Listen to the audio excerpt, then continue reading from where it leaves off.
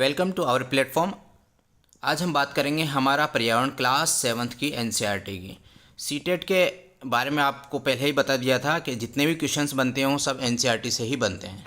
तो एनसीईआरटी का हमने मिशन लगा रखा है। ये पूरी एनसीईआरटीज़ आपको जो है यूट्यूब चैनल पर फ्री करवाई जाएगी, विदाउट कॉस्ट करवाई जाएगी। साथ में सारे के सारे नोट्स भी आपको फ्री में प्रोवाइड करवाए जाएंगे, इनकी भी कोई कॉस्ट नहीं है। ये सारे नोट्स आपको टेलीग्राम चैनल पर और साथ में व्हाट्सएप ग्रुप पर भी मिल जाएंगे। आप इन दोनों से कनेक्ट हो सकते हैं। आपके स्क्रीन पर जो नंबर दिए हुए हैं इन पर व्हाट्सएप मैसेज करके भी आप ये जो है नोट्स प्राप्त कर सकते हैं। आगे बात करते हैं हम। यदि आप टेलीग्राम के चैनल से और व्हाट्सएप ग्रुप से जुड़ना चाहते हैं तो इसकी दोनों की जो लिंक है वो डिस्क्रिप्शन में दी हुई है, वहाँ से जाके आप हमसे कनेक्ट हो सकते हैं। तो हम बात करते हैं हमारा पर्यावरण अध्याय 1, जिसका नाम है पर्यावरण। ठीक है, तो पर्यावरण की जब बात करेंगे तो सबसे पहले हमें पता होनी चाहिए कि पर्यावरण क्या होता है। तो आपको इसमें समझते हुए भी चलना है बातों को, किस तरीके से हमें आगे बढ़ना है, क्योंकि ज्योग्राफी में समझने के अलावा समझना ही ज़्यादा बेस्ट है। रटना तो इतिहास तक ही ठीक है, इतिहास में खूब रट लिया। अब हम देखते हैं ज्योग्राफी के बारे में। पर्यावरण की परिभाषा होगी किसी भी जीवित प्राणी के चारों ओर पाए जाने वाले लोग, स्थान, वस्तुएं, प्रकृति, इन सभी को हम क्या बोलेंगे? पर्यावरण कहेंगे। आगे बात करेंगे कि पर्यावरण कितने प्रकार का होता है। तो पर्यावरण 2 प्रकार का होता है। एक होता है प्राकृतिक पर्यावरण, दूसरा होता है मानवीय पर्यावरण। अब प्राकृतिक पर्यावरण किस किस के से मिलकर बना होता है? तो प्राकृतिक पर्यावरण मिलकर बना होता है पृथ्वी पर पाए जाने वाली जीवीय तथा अजीवीय दोनों की दोनों परिस्थितियों किस में सम्मिलित करते हैं? प्राकृतिक पर्यावरण में सम्मिलित करते हैं। आगे बात करें प्राकृतिक पर्यावरण में क्या क्या चीज़ें आएंगी? भूमि, जल, वायु, पेड़ पौधे और जीव जंतु। ये सारे के सारे किसके भाग हैं? प्राकृतिक पर्यावरण के। अब प्राकृतिक पर्यावरण में हम कुछ एक परिभाषाएं पढ़ेंगे। उनमें सबसे पहली परिभाषा आएगी स्थल मंडल की। तो स्थल मंडल में पृथ्वी की ठोस परपटी या कठोर ऊपरी परत को स्थल मंडल कहते हैं। जो हमारी पृथ्वी है उसके ऊपरी भाग को हम क्या बोलेंगे? स्थल मंडल बोलेंगे। यहाँ पर क्या क्या पाया जाता है? चट्टानें पाई जाती है और बहुत सारे खनिज पाए जाते हैं। पहाड़, पठार, मैदान, घाटी जैसे विषम धरातल भी कहाँ पर पाए जाते हैं? स्थल मंडल पे। महाद्वीपों की सतह पर भी क्या पाया जाता है? स्थल मंडल पाया जाता है। आगे हम बात करेंगे जलमंडल की। जल से पता लग रहा है कि जल से संबंधित है। जल के क्षेत्र को जलमंडल कहते हैं, जैसे नदी, झील, समुद्र और महासागर। वायुमंडल, तो वायुमंडल पृथ्वी के चारों ओर फैली वायु की पतली परत को वायुमंडल कहते हैं। ये अलग से आपके चैप्टर आएगा, उसमें पूरा हम इसको वायुमंडल को पढ़ लेंगे। पृथ्वी के चारों ओर गुरुत्वाकर्षण बल अपने चारों ओर के वायुमंडल को थामे हुए है। जो हमारे वायुमंडल में विभिन्न प्रकार की गैसें पाई जाती हैं, उन सभी गैसों को कौन थामे हुए है? गुरुत्वाकर्षण बल। तो ये जो गुरुत्वाकर्षण बल किसको थामे हुए? वायुमंडल को। ठीक है। अब सूर्य की गर्मी और जो हानिकारक किरणें सूर्य से आती है, उन सब से हमारी रक्षा कौन करता है? वायुमंडल। आप लोगों ने पढ़ा होगा ओजोन परत के बारे में। ओजोन परत भी कहाँ पर है? वायुमंडल में है। तो वो हमारी सूर्य से आने वाली पराबैंगनी किरणों से हमारी रक्षा करता है। आगे हम बात करेंगे जैवमंडल की। जैवमंडल क्या होता है? पादप एवं जीव जंतुओं से मिलकर जैवमंडल बनता है या सजीव संसार का निर्माण होता है। आगे बात करेंगे जैवमंडल पर। पृथ्वी का ये सबसे संकीर्ण क्षेत्र है जहाँ स्थल, जल, वायु मिलकर जीवन संभव बनाते हैं। तो जैवमंडल क्या हो गया? जहाँ पर जीवन संभव है वो जैवमंडल कहलाता है। परितंत्र की बात कर लेते हैं। वह तंत्र जिसमें समस्त जीवधारी आपस में एक दूसरे के साथ तथा पर्यावरण के उन भौतिक व रासायनिक कारकों के साथ परस्पर क्रिया करते हैं जिसमें वे रहते हैं। तो मतलब क्या हुआ? जो ऐसा तंत्र जिसके भौतिक और रासायनिक, 2 वर्ड याद रखने हैं आपको, एक तो भौतिक, दूसरा रासायनिक कारक। ये दोनों क्या करते हैं? आपस में परस्पर क्रिया करते हैं और उसमें रहते हैं। उसे हम क्या कहते हैं? परितंत्र कहते हैं। इंपॉर्टेंट क्वेश्चन है कि विश्व पर्यावरण दिवस कब मनाया जाता है? तो 5 जून को विश्व पर्यावरण दिवस मनाया जाता है। पुराने समय में एक जो है पद्धति चलती थी, उसका नाम था वस्तु विनिमय पद्धति। वस्तु विनिमय पद्धति क्या है? ये वस्तुओं की अदला बदली का व्यापार है जिसमें धन का प्रयोग नहीं होता।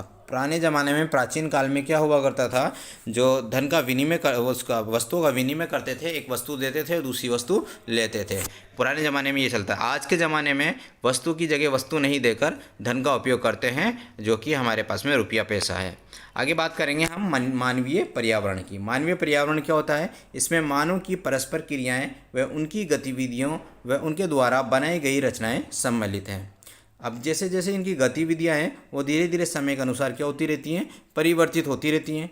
तथा पर्यावरण में भी क्या होगा, जब आवश्यकताएं परिवर्तित होगी तो पर्यावरण में परिवर्तन होगा। जैसे वस्तु विनिमय की पद्धति पुराने ज़माने की थी, आजकल ये वस्तु विनिमय की पद्धति नहीं चलती। परिवहन के साधन पहले कुछ और थे, अब कुछ और आप सूचना क्रांति को जानते ही सूचना क्रांति में हम आगे कितने बढ़ चुके हैं।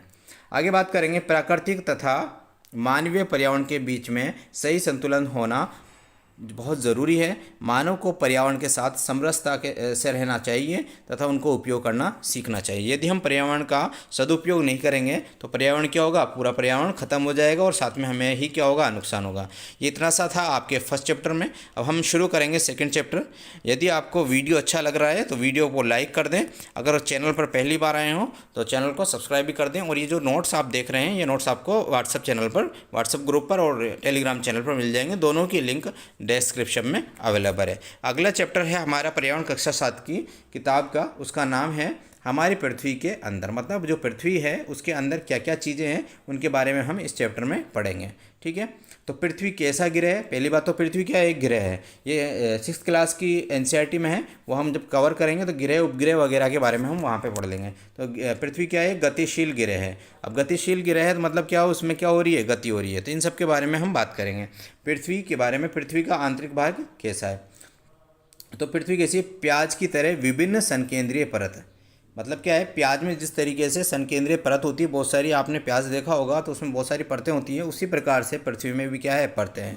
और वो परतें कितनी हैं? टोटल परतें 3 हैं। उनमें से हम पहली की अगर बात करें तो कौन सी है? परपटी। ये कौन सी परत है? सबसे ऊपरी परत जो हमें दिखाई देती है वो सबसे ऊपरी परत क्या है? परपटी। ये कैसी है? सबसे पतली परत है। महाद्वीपीय संहति में इसकी जो लंबाई है वो कितनी है? 35 किलोमीटर है। जबकि समुद्री सतह की बात करें तो कितनी है? 5 किलोमीटर। जो ये हमारे पास में परपटी है, ये परपटी किस किस धातु से मिलकर बनी होती है? सिलिका से और एल्यूमिनिया से। कहाँ पर? महाद्वीप की बात कर रहे हैं। महाद्वीपों में ये परत किससे बनी होती है? सिलिका धातु और एल्यूमिनिया से। अब इन दोनों के पहले वर्ण को हमने उठा लिया, सिलिका का C और एल्यूमिनिया का L उठा लिया, तो ये दोनों क्या हो गया? Cl, या फिर हमको क्या बोलेंगे? सियोल। अगर महाद्वीपीय परपटी की बात करेंगे तो क्या कहलाती है? सियोल कहलाती है। अगर हम महासागर की बात करें तो महासागर में ये बनी होती है सिलिका से और मैग्नीशियम से। तो पहला वापस से उठा लेते हैं, C और में, तो क्या कहलाएगा? ये महासागर की C में। तो महासागर से रिलेटेड तो अगर पूछे तो आपका आंसर होगा C में, जबकि महाद्वीप से पूछे तो सियोल। ठीक है, आगे हम बात करेंगे इसके नीचे वाली जो परत है उसको बोलते हैं परपटी। ठीक है, परपटी किसके नीचे होती? मेंटल बोलते हैं उसको, क्या बोलते हैं? मेंटल। और ये किसके नीचे होगी? परपटी के नीचे। और इसकी लंबाई कितनी है? लगभग 2900 किलोमीटर गहरा है। इसके बाद आती है क्रोड। ठीक है, क्रोड सबसे आंतरिक परत है। त्रिज्या कितनी है इसकी? 3500 किलोमीटर। ये चीज़ें रटने की है, कितने किलोमीटर? 3500 किलोमीटर। इस तरीके से हम बात करें उसकी तो वो 2900 किलोमीटर। अब जो ये क्रोड हमने पढ़ी है, ये क्रोड जैसे हमने परपटी पढ़ी थी, परपटी में सियोल और सी में हमने पढ़ा था, तो इसी तरीके से ये हमारे पास में जो क्रोड है उसमें निकल और लोहा पाया जाता है। निकल और लोहा, और लोहे को हम बोलते हैं फेरस। ठीक है, तो नी तो इससे हमने यहाँ से ले लिया और फे यहाँ से ले लिया, तो क्या बन गई? नी फे। तो पहले क्या बनी थी, दूसरी क्या बनी, तीसरी क्या बनी, आपके सामने है। जैसे कि पहले सिलिका और एल्यूमिनिया था तो सियोल बन गई। इसके बाद में हमने यहाँ पे देखा निकल और लोहा, तो क्या बन गया? नीफे बन गया। केंद्रीय क्रोड का तापमान व दाब क्या होता है? उच्च होता है। केंद्रीय क्रोड का तापमान व दाब क्या होता है? उच्च होता है। ये सारी चीज़ें एनसीईआरटी के बाहर कुछ भी नहीं है इस नोट्स में, और ये वही क्वेश्चन है जो जनरली सीटेट एग्ज़ाम में पूछे जाते हैं। अब कुछ फैक्ट्स हैं उनके बारे में बात कर लेते हैं। पृथ्वी का आयतन केवल 0.5% है। पृथ्वी के आयतन का केवल 0.5% क्या है? परपटी है। और 16% मेंटल है। और 83% हिस्सा क्या है? क्रोड है। पृथ्वी की त्रिज्या कितनी है? 6371 किलोमीटर। किसकी त्रिज्या है? पृथ्वी की, याद कर लेना। विश्व की सबसे गहरी खान कहाँ पर मिली है? दक्षिण अफ्रीका में। गहराई कितनी है? 4 किलोमीटर के लगभग। अगर बात करें तो इसमें क्या है, इस खान में खुदाई चल रही है और खोज करते रहते, तो कितनी खुदाई कर चुके हैं? 6 किलोमीटर की खुदाई हो चुकी है। और क्या ढूंढ रहे हैं यहाँ पे? तेल ढूंढ रहे हैं। इसके बाद में कुछ टर्मिनोलॉजी, कुछ वर्ड्स हैं, उनके मतलब देख लेते हैं। इग्नियस का मतलब होता है अग्नि, सेडिमेंट्री का मतलब होता है स्थिर, और मेटामॉर्फिक का मतलब होता है रूप परिवर्तन। जीवाश्म क्या होता है, इसकी परिभाषा देख लेते हैं। शेलों की परतों में दबे मृत पौधों एवं जंतुओं के अवशेषों को जीवाश्म कहते हैं। मतलब लाखों करोड़ों वर्ष पहले जो मृत पौधे और जीव जंतु दब चुके हैं, उनको हम क्या बोलेंगे? जीवाश्म बोलेंगे। और इन जीवाश्म से क्या बनता है? जीवाश्म ईंधन बनता है, जैसे पेट्रोल, डीजल, कोयला वगैरह जो बनते हैं। ठीक है, अब बात करेंगे हम इनकी जो पृथ्वी के अंदर शेल और खनिज पाए जाते हैं उनके बारे में। शेल क्या होता है, खनिज क्या होता है, इनके बारे में पढ़ लेते हैं। कितने प्रकार की शेल होती है? मतलब शेल का मतलब चट्टान होता है। ठीक है, पृथ्वी की परपटी बनाने के वाले खनिज पदार्थ के किसी भी प्राकृतिक पिंड को शेल कहते हैं। तो परिभाषा क्या हुई? पृथ्वी की परपटी बनाने वाले खनिज पदार्थ। परपटी कौन बनाता है? खनिज पदार्थ बनाते हैं। तो किसी भी प्राकृतिक पिंड को, खनिज पदार्थ के किसी भी प्राकृतिक पिंड को क्या कहते हैं? शेल कहते हैं। ओके, तो शेल किससे मिलकर बन रही है? खनिज पदार्थों से। और कहाँ पर? पृथ्वी की भूमि की परपटी पर। शेल कितने प्रकार की होती है? टोटल 3 प्रकार की होती है। एक होती है आग्नेय, दूसरी अवसादी, तीसरी कायांतरित। आग्नेय को हम बोलेंगे इग्नियस, जिसका हमने पढ़ा था कि इसका मतलब क्या होता है? आग। अवसादी सेडिमेंट्री, कायांतरित मेटामॉर्फिक। ठीक है, ये तीनों शेल या तीनों चट्टानें हम अब आगे डिस्कस करेंगे। पहली आती है आग्नेय शेल। ज्वालामुखी से निकलने वाला लावा मैग्मा ठंडा होकर ठोस हो जाता है, इसे आग्नेय शेल कहते हैं। इसको थोड़ा सा समझो। ज्वालामुखी के बारे में आप जानते होंगे कि जो है पृथ्वी के अंदर से गरम गरम पदार्थ बाहर निकलता है और उसको हम बोलते हैं मैग्मा। और वो मैग्मा जब ऊपर आता है तो वो मैग्मा क्या हो जाता है? ठंडा हो जाता है। बाहर निकलता है तो ऑब्वियस सी बात है, अपने वातावरण में आके वो क्या हो जाएगा? ठंडा। और वो ठंडा होकर जो ठोस पदार्थ बनाता है उसे हम क्या कहते हैं? आग्नेय शेल कहते हैं। इसे प्राथमिक शेल भी कहते हैं। किसको? आग्नेय शेल को। सेकंड क्वेश्चन बन गया। तीसरा क्वेश्चन क्या होगा? आग्नेय शेल कितने प्रकार की होती है? वैसे शेल तो होती है 3 प्रकार की, लेकिन आग्नेय शेल कितने प्रकार की होती है? पहली है अंतर्वेदी, दूसरी है बहिर्वेदी। अंतर्वेदी क्या होती है? जो मैग्मा निकला है वो अंदर के अंदर ही रह जाता है, वो बाहर तक नहीं आके पहुंचता। तो अंदर जो रह जाएगा और अंदर ही क्या हो जाएगा? ठंडा हो जाएगा। तो ऐसी शेल को क्या बोलेंगे? अंतर्वेदी शेल कहते हैं। जैसे कि द्रवित मैग्मा कभी कभी भूपर्पटी के अंदर गहराई में ठंडा हो जाता है। इस प्रकार बने ठोस शैली को क्या बोलेंगे? अंतर्वेदी शेल। मतलब अंदर के अंदर ही मैग्मा क्या हो गया? ठंडा हो गया। दूसरी प्रकार की होती है बहिर्वेदी। बहिर्वेदी में क्या होगा? वो लावा या मैग्मा जो है बाहर आ जाएगा। द्रवित लावा पृथ्वी की सतह पर आता है, तेजी से ठंडा होकर ठोस बन जाता है। इस प्रकार से बनी शेल को बहिर्वेदी शेल कहते हैं। एग्जाम्पल क्या है इसका? एग्जाम्पल है बेसाल्ट शेल। कौन सी? बेसाल्ट। और बेसाल्ट से कौन सा पठार बना हुआ है? दक्कन का पठार। तो क्वेश्चन आता है दक्कन का पठार किससे बना हुआ है? तो बेसाल्ट से बना हुआ है। आगे दूसरी जो प्रकार की हमारे पास में शेल चट्टान है उसके बारे में बात करेंगे, वो है अवसादी। अवसादी शेल बनती है हमारी इसी शेल से, आग्नेय शेल से ही बनती है।